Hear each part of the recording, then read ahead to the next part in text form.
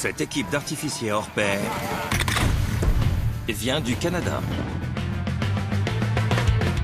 Dans ce milieu, il faut prendre des risques. C'est la guerre! C'est un métier où on s'éclate. Une petite entreprise avec un grand rêve. Se propulser au sommet C'est complètement fou. et conquérir le monde de la pyrotechnie. Dans cet épisode, les garçons livrent une prestation des plus consternantes Tant de travail pour ne rien voir, c'est triste. et mettent le feu au pied d'un volcan mexicain. Il entre en éruption. Mais les choses se compliquent. Sortez de là!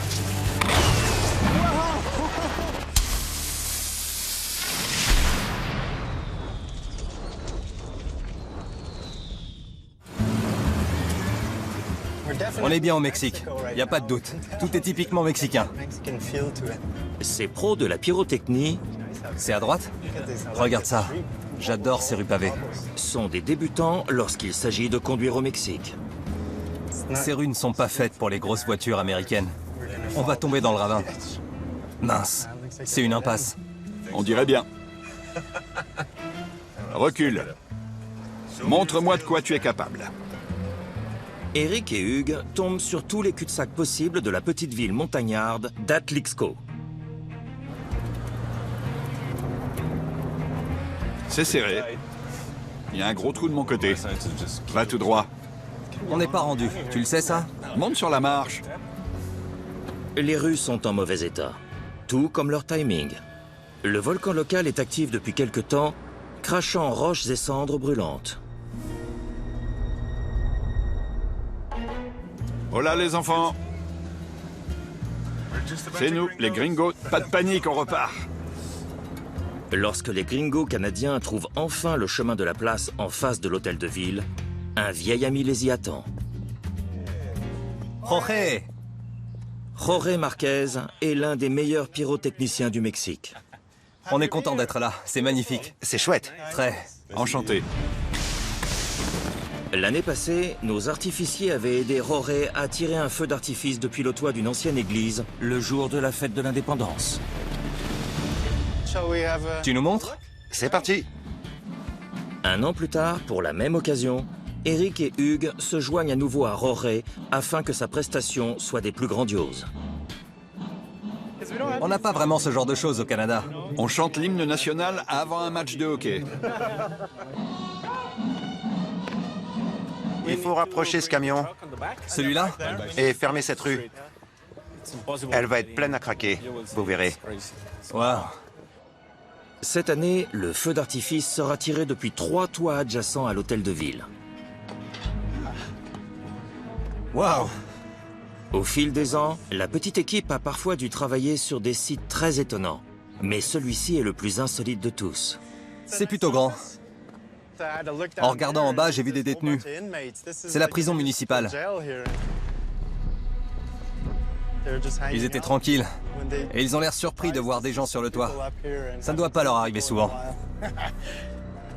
Jorge a repéré un problème là-bas. Il y a un restaurant avec une terrasse. On va voir ça. Il est juste à côté de nous. Ouais. Il est vraiment très près. Il vient d'ouvrir. Il n'y était pas la dernière fois. Non, hein? Non, pas du tout. Il n'y avait rien, c'était vide. Avec les murs en bambou et les chaises en bois, et surtout le toit fait avec des feuilles de palmier séchées. Faut se méfier. Jorge veut employer beaucoup d'effets croisés dans son spectacle. Donc les débris vont partir vers l'extérieur et peuvent atterrir sur le restaurant. Il va vraiment falloir qu'il trouve une solution. Jorge n'a pas le temps de résoudre ce problème maintenant. Le camion contenant le matériel est arrivé. Les ennuis commencent.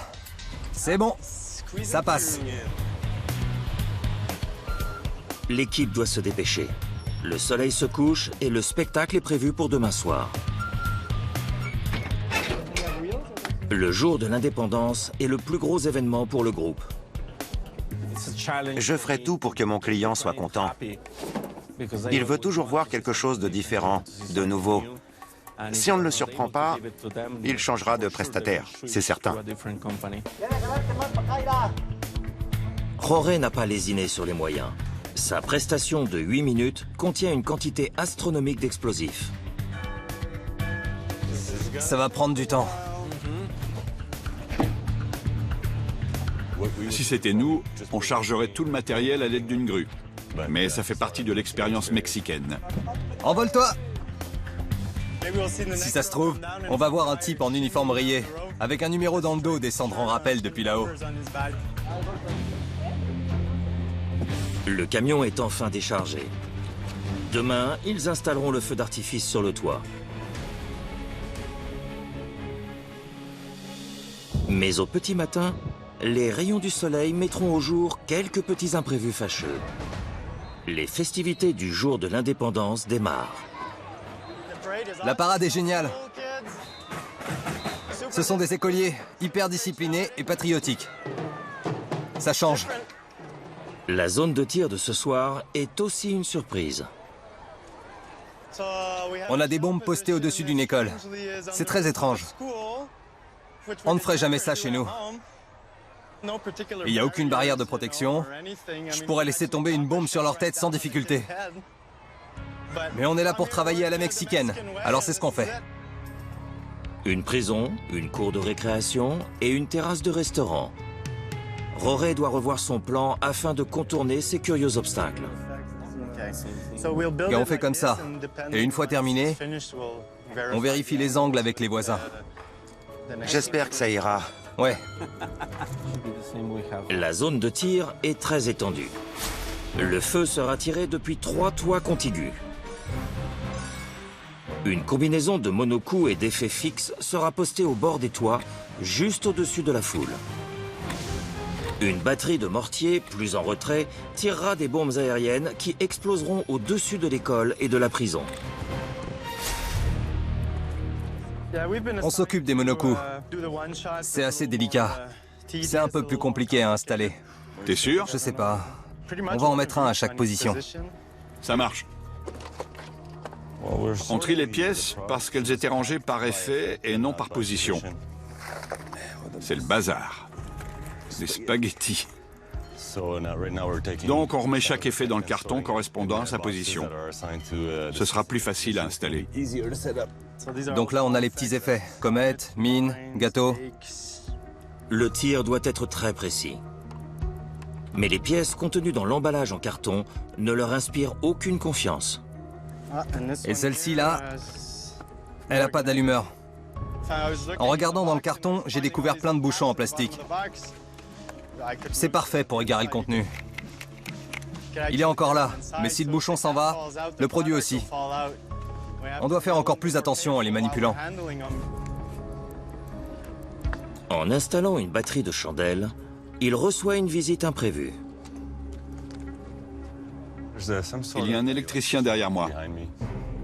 C'est drôle parce qu'ici au Mexique, même si le toit est recouvert d'explosifs, les gens continuent à faire ce qu'ils ont à faire. Ils ne voient pas le danger comme nous, on peut le voir. Il faut un minimum de sécurité quand on manipule des explosifs. Une autre chose qu'on ne fait pas au Canada est de positionner le feu d'artifice de sorte que les étincelles se répandent sur le public. C'est sûr, ils seront au premier plan. Ils vont adorer. À Montréal, tout le pâté d'immeubles aurait été fermé. Tu m'étonnes. À Montréal, ça n'arrivera jamais. Je suis artificier. Bien sûr que j'aime la proximité. Par contre, si ça part en sucette, ça peut très mal tourner. Regardez le volcan. Il entre en éruption. Midi sonne à Popocatépetl et il semblerait que la ville va offrir son propre spectacle naturel. Je n'ai jamais vu un volcan en éruption d'aussi près. Alors oui, c'est un peu déstabilisant. L'équipe de Jorge a construit un panneau géant sur lequel diverses pièces d'artifice sont attachées. Il y a beaucoup d'effets. C'est ça qui fait un bon spectacle. Le bord gauche du toit est totalement recouvert d'effets. On a des soleils rotatifs, un panneau géant, des monocoups, des chandelles, des gâteaux. Tout ça accompagnera les bombes de l'arrière. Il va y avoir beaucoup de retombées, parce qu'on va tirer juste au-dessus de la place. On verra bien comment le public va réagir. Ils ont l'air d'aimer vivre dangereusement. En étant plus près du feu d'artifice, le niveau d'excitation augmente. Ils veulent participer pleinement au spectacle. S'ils reçoivent quelques étincelles, ils seront heureux. Ils vivent l'instant présent. Au Canada, si une seule étincelle atterrit près de la foule, on vous fait annuler le spectacle, à tous les coups. Quand on voit un feu d'artifice au loin provenant d'une autre ville, on dit « c'est trop loin ». On dirait un bon vieux feu d'artifice canadien. Comme il y a des effets à profusion, l'assemblage prend du temps. Vous en êtes où? La position 3 n'est pas encore terminée. Je vois. La position 2 n'est pas commencée. Il est midi et Roré se demande s'ils finiront à temps. Il n'y a qu'une seule personne qui sache lire le plan. D'accord. Ça devrait aller plus vite, mais... On doit être prêt pour ce soir. Mais à ce rythme, on n'y arrivera jamais. Au Mexique, on travaille lentement. Comme si le volcan n'était pas suffisant, Dame Nature annonce une autre calamité. Des nuages chargés de pluie obscurcissent le ciel. Des éclairs. Ouais, juste là. La pluie et les feux d'artifice ne font pas bon ménage. L'orage arrive. Fichu module. Je ne sais pas comment on va faire. C'est pas bon. Eric, Hugues et Roré craignent que le spectacle de la fête nationale ne se transforme en gigantesque pataugeoire.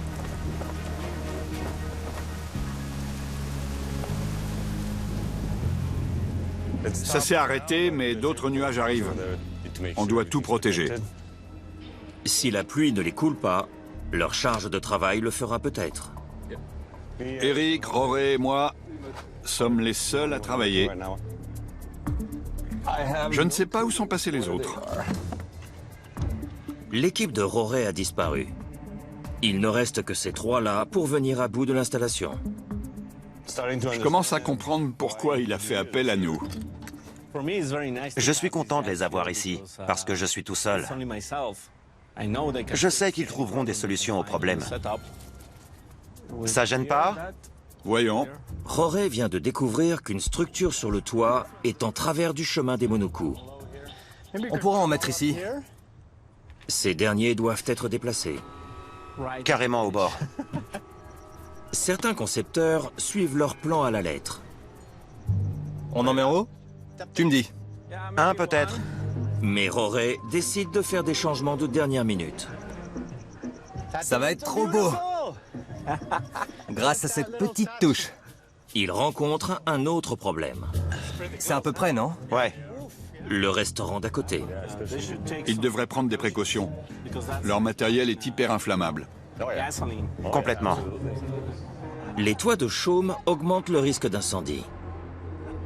Il est temps d'aller parler au propriétaire Enchanté. Roré. et d'établir un plan d'urgence. Eric, tu penses qu'un extincteur suffirait? À poudre? Non, à eau plutôt. Noagua? Il faudrait un bon tuyau d'arrosage et beaucoup d'eau. Ce serait mieux. Il avait des tuyaux d'arrosage au cas où un feu se déclarerait. Avec le vent, on ne sait jamais. Croisons les doigts. Je suis content. Maintenant, il est au courant. Oui, voilà. Il est conscient du danger et il peut se préparer à agir en conséquence.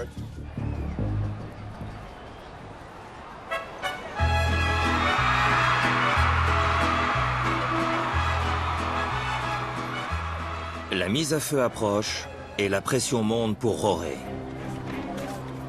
C'est un mélange de nervosité, d'émotion et de stress. C'est l'une des prestations qui me met le plus à cran. C'est normal. Si on dit qu'on n'est pas nerveux, il y a un problème. Ouais, c'est qu'on ment.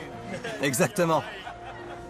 Sur le toit, au milieu du feu prêt à être tiré, Hugues et l'assistant de Roré mettent sous tension la table de tir esclave. Le feu d'artifice a été tiré en mode esclave. C'est-à-dire que la table de tir sur le toit était connectée à un émetteur-récepteur communiquant avec la table maître, située sur la place. C'est bon, on peut faire la simu. Ok, voyons si tout marche bien. Si le système fonctionne, les modules apparaîtront sous forme de voyants verts sur l'écran de Roré. Les voyants rouges indiquent un défaut quelque part. Est-ce que tu peux aller tester les 5 premiers modules pour voir s'ils répondent? Oui, je fais ça. D'accord, merci. Ça m'inquiète. Il faut qu'on vérifie les câbles reliés aux bombes. C'est peut-être un court-circuit. 5 modules ne répondent pas. Alors Hugues va les tester un par un sur place. On verra si le problème vient du câblage sur le toit ou du lien entre eux et nous. Rien n'a bougé. Non, tout est bon. À la moindre erreur lors de la simu, vous allez à 10 000 à l'heure dans votre tête et vous commencez à imaginer toutes les causes possibles. Il répond, mais ça dit faible. Le signal est très faible. Hugues à Roré, Ouais, dis-moi. ça répond bien sur place. Pas de problème. Mais l'écran dit faible connexion. Il est connecté, mais le signal est faible. Ça dit faible connexion? Faible connexion? Où ça? Là-haut. Sur l'écran. Faible connexion. L'émetteur-récepteur sans fil est sur le bord du toit. C'est bon, Ramsès s'en charge. Les connexions sur l'émetteur-récepteur sont bonnes. Eric se demande si le problème ne viendrait pas d'ailleurs. Il y a une interview derrière nous. C'est la chaîne locale. Et ils utilisent des micros sans fil. C'est sûrement eux qui interfèrent avec notre système.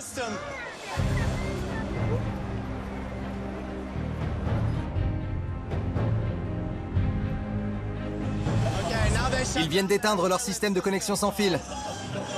On va savoir si le nôtre va repasser sur un signal plus fort. Vas-y. Le signal est bon depuis 1 minute. Le message « faible connexion » a disparu. J'ai seulement « connexion esclave ». L'interview est terminée et le signal est revenu. Tous les voyants passent au vert. Il a fait quelque chose là-haut? Juste un test. Il ne nous reste plus qu'à nous assurer que la communication ne plante pas. On croise les doigts. Nickel. Eric se rend maintenant à la tour de l'église, d'où il supervisera tous les monocoups. Je vais voir des explosions de près. C'est la tour de la mort. Ce vieux bâtiment historique est génial. Ah, c'est impressionnant. On ne voit ça qu'au Mexique. Je suis sûr le passage des fusées. Elles vont presque me frôler. Eric et Hugues sont en position. Le spectacle va commencer. Les Mexicains fêtent le jour de l'indépendance à Atlixco. Ils ont vraiment la culture des feux d'artifice. Nos pyrotechniciens de Montréal C'est bon de l'autre côté? s'apprêtent à livrer une prestation qui enfreindrait toutes les règles au Canada. La place est bondée. Si une bombe est défectueuse et qu'en sortant de son mortier, elle fonce tout droit vers la foule, ça va pas le faire. 10 secondes. Sortez de là! On va commencer. Le système est armé. On peut y aller.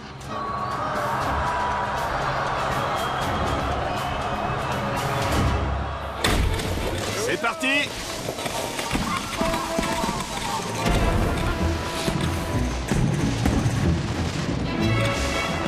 Wow!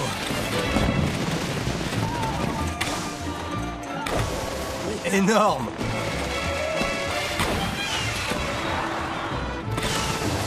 Génial! Il est rare que je me trouve au-dessus du feu d'artifice et de le voir partir de ce point de vue. On est vraiment au cœur de l'action. J'adore ça. C'est très intense.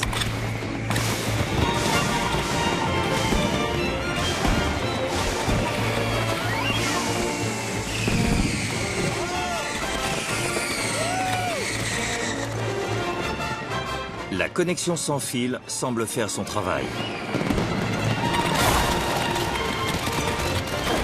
Mais dans le monde de la pyrotechnie, un imprévu est vite arrivé. Qu'est-ce qui brûle là-bas? Mince, on a un feu. Un incendie mineur s'est déclaré dans un coin. On surveille qu'il ne s'étende pas trop. Attendez, c'est pas fini. Je vois une femme pompier qui veut à tout prix y aller. C'est dangereux. Faites le tour. Là, par ce côté.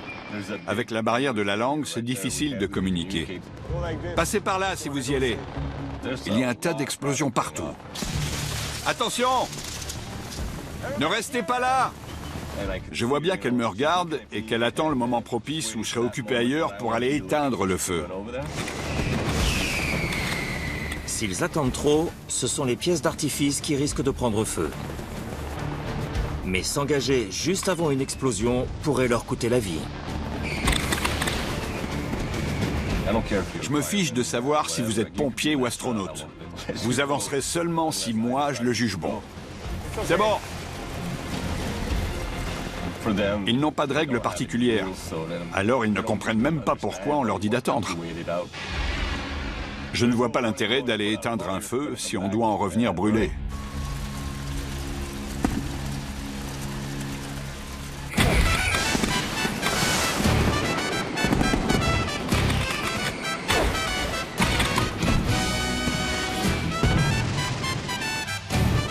Feux de Bengale et comètes embrasent la voûte céleste.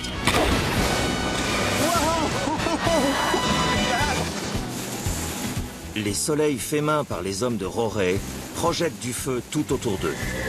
Regardez, il y a des retombées et la foule circulait. La vache, ça tombe grave.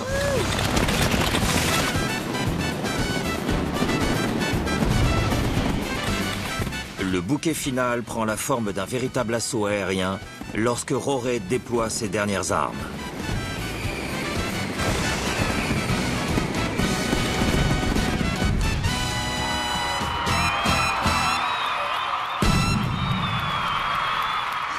J'adore ça. On recommence? Rorey! Merci. Je me suis éclaté, c'était énorme. Ah ouais? C'est vrai? Ouais, c'était trop cool. C'est hyper rare d'être au-dessus des tirs comme ça.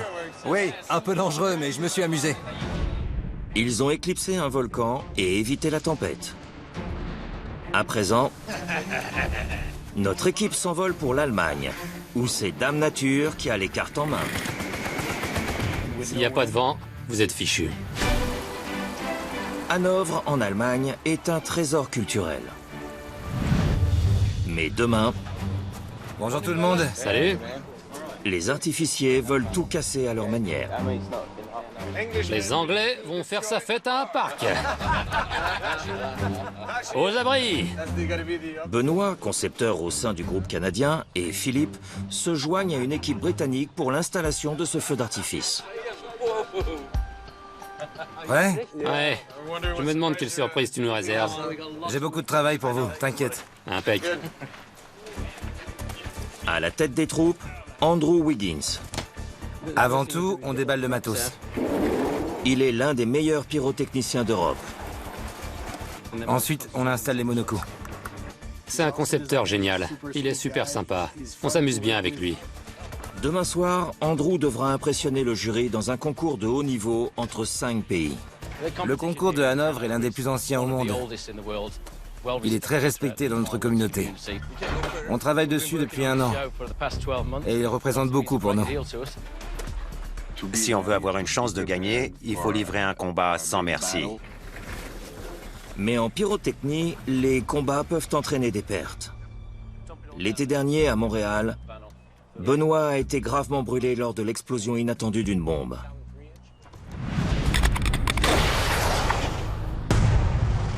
Tout ce dont je me souviens, c'est d'un grand bruit, une détonation. C'est tout.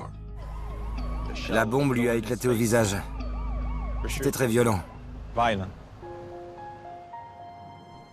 Ça nous rappelle à l'ordre. Ce travail peut être mortel. Benoît a souffert de graves brûlures sur les bras et la poitrine. Il a aussi eu un tympan percé. Est-ce que j'ai eu de la chance? Je dirais que oui. C'était pas mon heure. Benoît, il est vivant et c'est un miracle. 5 semaines après l'accident, je suis retourné à l'entrepôt pour voir si je pouvais m'approcher à nouveau des produits. Comme ça? 6 mois plus tard, j'ai repris mon travail et je sais que j'ai toujours un avenir dans ce milieu. C'est certain.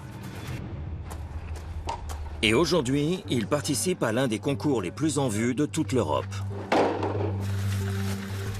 Décharger les camions, ouvrir toute la marchandise, il y a du boulot. Drôle d'endroit pour tirer un feu d'artifice. C'était au beau milieu d'un grand parc. Un endroit magnifique. Nous sommes dans les jardins royaux de Herrenhausen, un parc vieux de 300 ans. Comme vous le voyez, c'est d'une grande beauté. Et il faut qu'on fasse très attention à ne rien détruire. J'imagine que le chef jardinier nous déteste. Je suis le chef jardinier. Nous organisons le concours de feux d'artifice ici au jardin depuis 22 ans. C'est une compétition connue dans le monde entier. Et parfois, les équipes ont des idées qui ne collent pas avec le style de cet endroit. Il leur est arrivé de mettre le feu à toutes mes haies. Ça arrive. Philippe revient à peine du Congo où ces bombes de gros calibre ont provoqué un feu de brousse.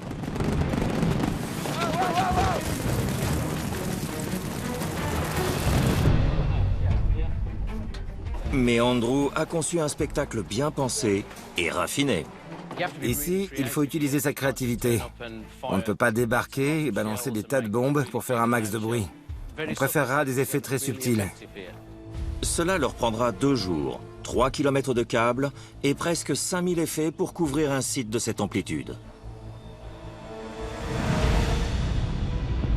Voici le plan d'attaque d'Andrew. Des bombes aériennes de très gros calibre au fond des jardins. De plus petites bombes sur l'herbe, derrière les étangs, des soleils rotatifs au milieu, des effets pyrotechniques au sol, près du public, et le clou du spectacle, une immense cascade de feu qui s'élèvera dans les airs. On doit suivre les instructions de son plan à la lettre. Par exemple, si l'angle doit être de 45 ou 60 degrés, s'il est à 43 ou 62, ça n'ira pas. Quand on est attentif aux détails, on gagne. Il faut que tout soit parfait. Andrew détient toutes les pièces du puzzle. Il contrôle tout avec sa tête. Là, On est ses soldats et il est à la tête de l'Empire. Les troupes britanniques regroupent des artificiers d'expériences diverses. Je travaille à l'usine. Je découpe des poulets. Je travaille pour l'entreprise familiale. On vend des cartes de vœux. J'ai été sous-marinier pendant 9 ans dans la marine royale. Mais j'ai toujours aimé faire exploser des trucs. Les citrouilles me craignent. On se sacrifie au nom de la pyrotechnie. Andrew, où est-ce qu'on met les bombes de 10? les 7,5 vont devant, les 12,5 derrière et les 10 entre les deux. Ça me plaît. Mais ce que va trouver Philippe ne va pas lui plaire. On pensait que ce serait de la technologie allemande, bien faite, bien propre. Mais les batteries ne sont ni droites, ni de la même longueur. Les planchettes sont toutes cassées. Les clous sont minuscules. C'est la galère. Un singe pourrait le faire. Je suis pas un singe, mec. Je dis pourrait. Toi, t'es un singe intelligent. Va te faire voir. Mais le problème n'est pas anodin. Si elles sont mal fixées, voilà ce que ça va faire. Dans cette position, ça part directement dans le public. Règle numéro 1. Ne jamais orienter les bombes vers le public. Une fois les mortiers chargés d'explosifs, ils n'ont pas droit à l'erreur. Cette mèche brûle à la vitesse de 50 mètres par seconde. Une école avait organisé un feu d'artifice. Ils ont inséré la bombe et le principal a allumé la mèche. Croyant qu'il avait le temps, vu la longueur de la mèche, il a regardé dans le canon et la bombe a jailli au même moment, lui arrachant la tête. C'est pour ça que les bombes sont interdites à l'usage public au Royaume-Uni. Il faut s'y connaître. C'est ça qu'on va allumer. Mais le matériel professionnel tombe toujours entre de mauvaises mains. Comme celle de ces adolescents américains qui sont beaucoup trop près du mortier. Voilà, comme ça.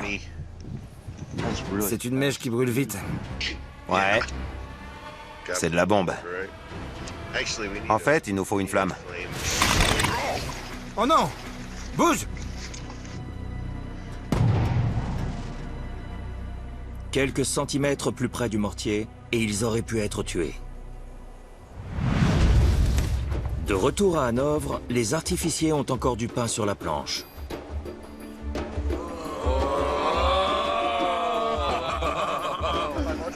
Une grande quantité de jets de Seine et d'artifices de sol attendent d'être montés sur leur support.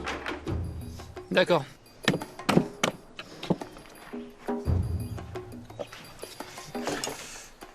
C'est un travail laborieux. Vous êtes là pour faire les tâches ingrates. Et après plus d'une heure, Hé! On en a fait un! Youpi! Donne-lui une médaille. Tu remportes le droit d'en faire un autre. Je le savais. d'après les calculs de Philippe, ils ont beaucoup de retard. Il y a 16 cartons, donc 50 heures de travail. Le spectacle est pour demain. Andrew, Ouais? dis-moi, ça t'inquiète pas le montage de 80 batteries avant demain? Bien, je vais te montrer quelque chose. C'est déjà fait. Quoi? Mais pourquoi T'as pas à le faire. Bon sang! Je voulais te faire rager un peu. Je comprends pourquoi Andrew était si détendu. Ils se marrent tous. Évidemment. Vous êtes des bleus. Il a peut-être la blague facile, mais Andrew a pris très au sérieux la conception de son spectacle pour le prestigieux concours. Andrew est très réactif. Des feux, des gerbes, des monocoups, des fontaines, des pots à feu. C'est impressionnant. Si tout se déroule selon son plan, ça va déchirer. Il augmente ses chances de gagner en augmentant ses chances de commettre une erreur. C'est un pari risqué. Plus c'est compliqué, plus il a de chances de se tromper. Et une kyrielle d'effets engendre un autre problème. Les flammes, les petites grenades, les gerbes, tout ça produit beaucoup de fumée. La physique, le destin et même Dame Nature peuvent contrecarrer les meilleurs plans. Il joue avec le feu. Malgré leur préparation, ils auront besoin de chance s'ils veulent que le feu d'artifice soit un succès. La vache! C'est lourd! Des jardins royaux allemands sont un endroit peu commun pour accueillir un concours de feu d'artifice international. Ça pèse, hein? Il y en a un paquet. Heureusement que t'es fort. Mais les Canadiens, Philippe et Benoît, prêtent main forte à leurs amis anglais et recouvrent ce parterre royal d'explosifs. On a fait du bon travail. Je crois aussi. Finalement, les Anglais sont bons dans certains domaines. Pas que pour les fish and chips. Andrew Wiggins est en mission. Il doit planter des supports de munitions tout autour du parc. On porte une semaine de dur labeur sur les épaules. J'espère que ça va marcher. Andrew Wiggins est un grand malade. Il y allait fort sur ce coup-là.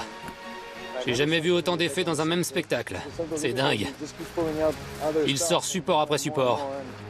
Il a un peu dépassé les bornes. Pete, t'es sur les bombes de 7,5? T'es prêt pour la simu? Déclencher des milliers d'effets pour les besoins d'un spectacle aussi élaboré nécessite un labyrinthe de circuits et augmente les chances d'échouer sur l'un des plus gros événements européens. Prêt pour la simu des bombes de 7,5. Ok, module 6, canal 9 est inactif. Tout le reste est bon. Ils doivent connecter près de 2000 câbles à 88 modules. Et quelques branchements défectueux peuvent conduire à la catastrophe. Soit il n'y est pas, soit il est mal branché. Le canal 9 est manquant. Va le chercher. C'est un petit clignotant vertical. Comme ceci. S'il y a une défaillance du système ou une incompatibilité, on aura l'air d'idiot. Pendant ce temps, Andrew continue sur sa lancée en rajoutant encore plus d'effets recherchés. Ici, on a des soleils rotatifs horizontaux qu'on appelle chez nous des dames dansantes. Ils vont tourner sur un axe central, comme ceci. Ces pièces sont des jets qui donneront l'impulsion rotative. Celles-ci brûlent à l'envers et produisent des crépitements argentés. Quand l'axe tourne, elles tournent aussi. et on obtient une illusion de jupe virevoltante. D'où leur surnom de dames dansantes. Je porte les ailes d'un soleil de couleur verte et violette. Ça, c'est la verte. Cette aile tournera dans le sens inverse de l'autre. T'en as combien, les comme ça? 3. On le soulève et on voit comment ça tourne. Ceci est une structure typiquement britannique qu'on appelle soleil chromatique. On l'insère. Elle doit avoir dans les 40 ans. Donc j'espère qu'on sera les seuls à l'utiliser. On doit s'assurer que les ailes tournent avec aisance, qu'il n'y ait pas de résistance. Ce serait le plus gros souci qu'on pourrait rencontrer. C'est un effet capricieux. C'est hyper joli quand ça marche, mais ça marche une fois sur 10. Et... raté. C'est un risque. Elle risque de se rentrer dedans. Elles sont très proches. Ouais. Soleil, dame dansante, fontaine, gerbe, Jetsen. J'espère vraiment que ça va marcher. Il prend beaucoup de risques. Mais Andrew a encore un tour dans son sac. Et son effet ultime est... Une cascade qui devrait vraiment donner, mais qui va être une vraie galère à installer correctement. L'immense cascade sera plus longue qu'un terrain de foot, avec ses 600 fontaines suspendues crachant du feu. On va l'accrocher à un chariot élévateur. Elle partira de derrière les arbres et s'élèvera au-dessus d'eux. Mais Andrew se rend compte que le chariot ne s'élève qu'à la moitié de la hauteur nécessaire. Quand il fera monter la cascade, personne ne la verra, puisqu'elle sera cachée par les arbres. Ils sont épais, ils vont gêner. Mais c'était le seul endroit où on pouvait la mettre, alors. Andrew était déçu. Franchement, c'est dommage.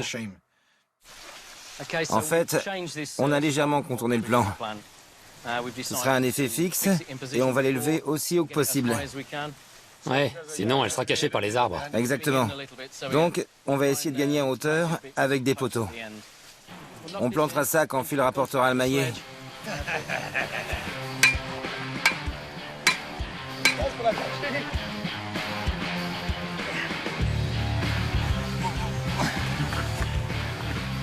Tenez bon.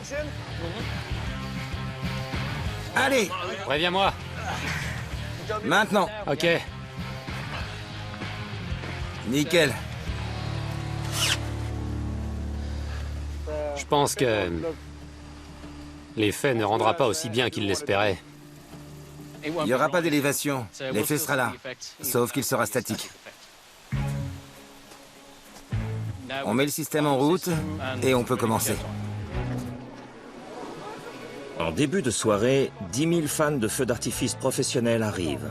C'est l'un des événements les plus attendus de l'été et le public est chaque année un peu plus exigeant.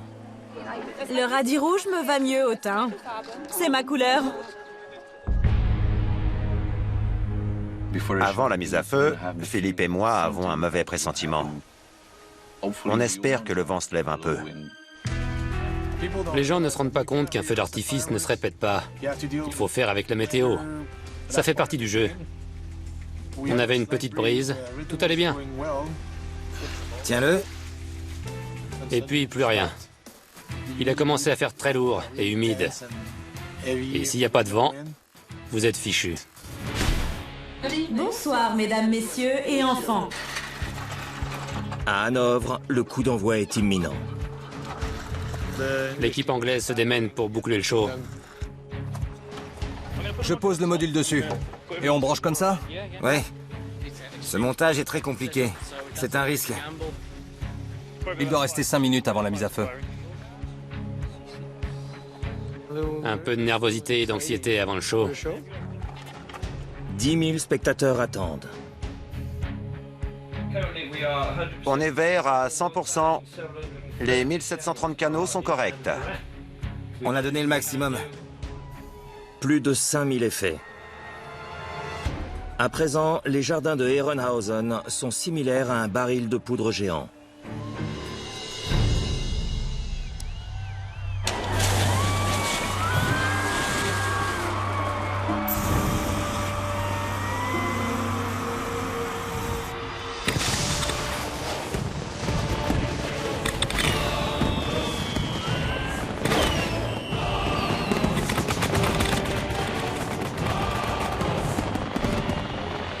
Le spectacle commence et il n'y a pas de vent.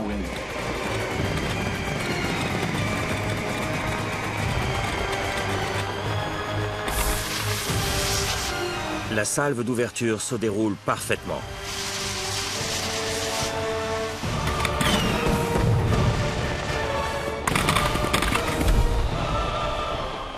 Les feux d'artifice produisent de la fumée, et si elle stagne, on ne voit pas les effets suivants. Tu vois ce dôme de fumée? Il y en a trop. L'armada de monocoups d'Andrew Wiggins crée un écran de fumée. Il n'y a pas de vent.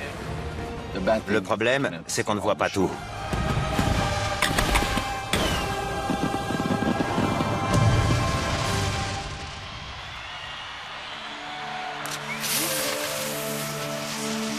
Les dames dansantes! Les dames dansantes ne font qu'épaissir la brume. Malheureusement, on ne les voyait pas au milieu de ce nuage de fumée. Pour couronner le tout, 2 des 3 soleils chromatiques se sont coincés. Les ailes des soleils ne tournaient pas. Ces constructions ne sont pas fiables. Les jets donnent de l'impulsion, mais parfois, la structure est trop lourde. Ou les jets ne sont pas assez puissants. Ou l'axe n'est pas bon. Ou les ailes se cognent entre elles. Il y a toujours quelque chose qui cloche.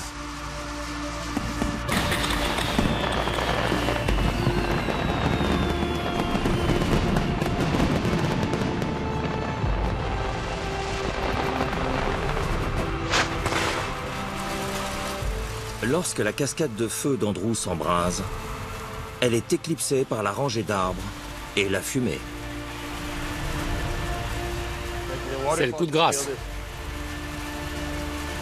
Les rêves de victoire d'Andrew s'envolent en fumée.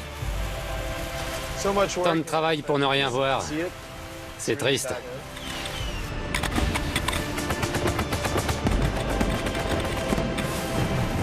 Même le bouquet final puissant n'émet qu'une faible lueur dans l'obscurité suffocante.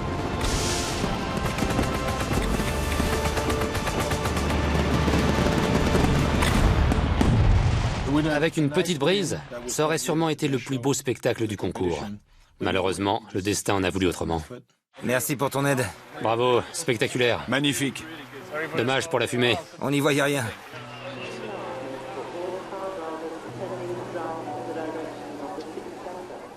Ça craint. Je suis très déçu pour lui. Je n'ai jamais vu autant de fumée flotter. Vous voyez comment elle se nourrit de la fontaine? L'air est chargé en humidité. Et voilà le résultat. Je suis désolé pour Andy. Il s'est démené et c'était très beau. Mais un élément extérieur est venu tout gâcher. Le pauvre. Il s'est donné corps et âme pour son spectacle. Les rivaux d'Andrew passeront un autre soir, mais il sait déjà qu'il n'a pas le moindre espoir de remporter une médaille. Il a perdu son pari cette fois-ci. C'est dommage. Dans ce milieu, même les spectacles les plus savamment planifiés peuvent se faire balayer par des forces au-delà de notre contrôle. Dans le prochain épisode, un bleu fait son baptême du feu On a un gros problème. sur le toit d'un immeuble au Québec. Il ne s'agit pas de pommes de terre, là, mais d'explosifs. Derbyshire! Et Philippe doit faire équipe avec un vieil ennemi en terrain anglais. C'est mon ancien collègue de boulot.